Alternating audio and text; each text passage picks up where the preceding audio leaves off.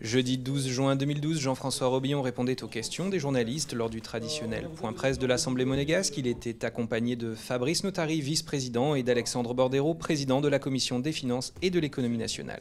À l'ordre du jour ce mois-ci, une question d'actualité tout d'abord consacrée à la réforme des retraites. Jean-François Robillon a ainsi détaillé le calendrier et le travail parlementaire qui s'est engagé depuis le dépôt du projet de loi par le gouvernement. Le travail parlementaire a commencé. Nous avons déjà reçu hier soir la Fédération patronale qui nous a présenté sa manière de voir la réforme de la Caisse autonome des retraites. Nous allons recevoir très prochainement, les 22 et 25 juin, d'abord l'Union des retraités, puis l'Union des syndicats de Monaco, pour qu'ils nous présentent leur vision du système de reprise de la Caisse autonome des retraites.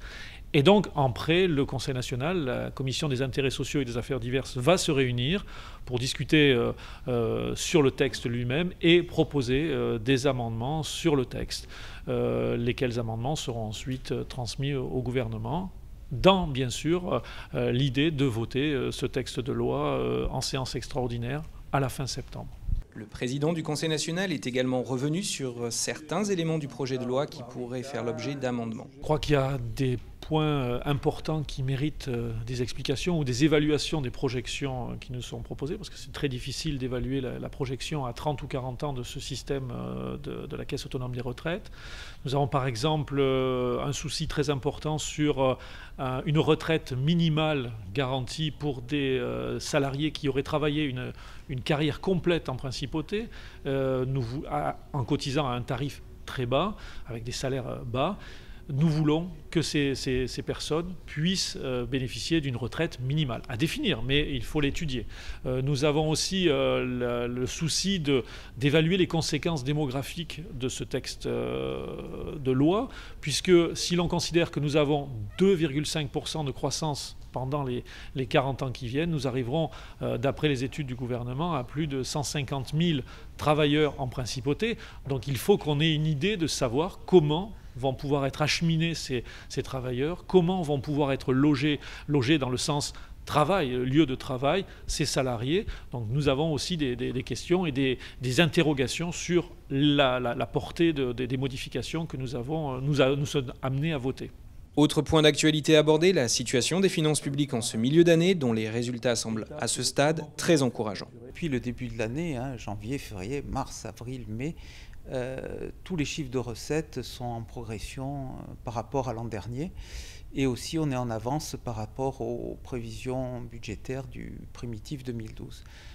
Ensuite, l'État fait un gros travail, notamment le département des finances, pour contenir les dépenses.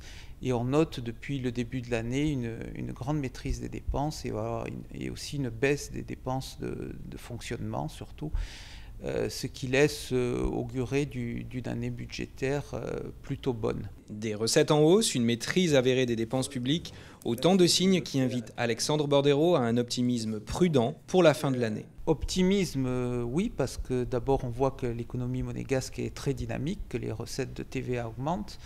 On voit aussi que les résultats de la loi sur les droits de mutation se font sentir avec une belle augmentation et une reprise du marché immobilier. On voit que le tourisme marche bien, que le Grand Prix a été un succès de fréquentation. Donc tout ça nous conduit à un certain optimisme. Maintenant, effectivement, nous ne sommes pas seuls en Europe. Nous sommes entourés par des pays qui sont en difficulté et on pourrait effectivement avoir un effet rebond des difficultés de certains pays européens. Donc optimisme, oui, mesuré à cause de la situation économique des pays qui nous entourent. Et c'est pour ça que lors des séances budgétaires, nous appellerons le gouvernement à la plus grande prudence et à la plus grande maîtrise des dépenses de l'État. Mais je pense sincèrement que si on maintient notre rythme de recettes et si l'État continue à faire des efforts pour la maîtrise des dépenses, nous pourrions terminer l'année à l'équilibre budgétaire. Rendez-vous en juillet pour le prochain point presse du Conseil national.